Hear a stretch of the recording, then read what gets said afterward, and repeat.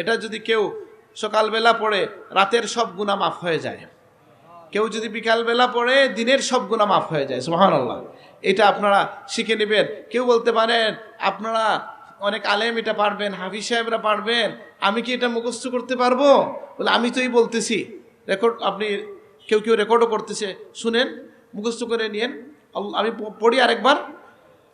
আল্লাহুম্মা আনতা রাব্বি লা ইলাহা ইল্লা আনতা খালাকতানি ওয়া আনা আবদুক ওয়া আনা আলা আহদিকা ওয়া ওয়াদিকা মাসতাতাতু আউযু বিকা মিন শাররি মা সানাতু আবুউ লাকা বিনিমাতিকা আলাইয়া ওয়া আবুউ বিযামবি ফাগফিরলি ফাইন্নাহু লা ইয়াগফিরুয যুনুবা ইল্লা আনতা।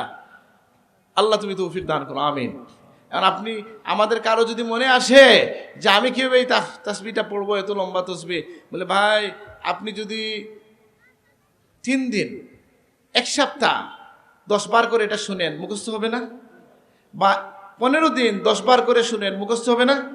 তাহলে তো 15 দিন 10 বার করে শুনলে কত মিনিট লাগবে? সব মিলাইয়া হয়তো 1 ঘন্টা যাবে।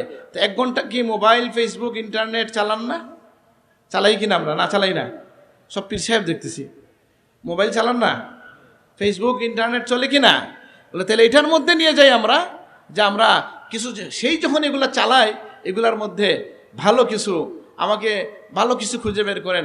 আমার পরিচিত ডাক্তার সাইদুল আনোয়ার সাহেব এসে বলতেছেন আপনি এত ফেসবুকের কথা বলেন, আমি তো দেখি ফেসবুক থেকে অনেক ভালো কিছু পাওয়া যায়, দিনের অনেক কথা আছে কিনা? কিন্তু আমরা তো থাকি অন্যদিকে। চেষ্টা করব আমরা যে এগুলা থেকে ভালো কিছু নেওয়ার।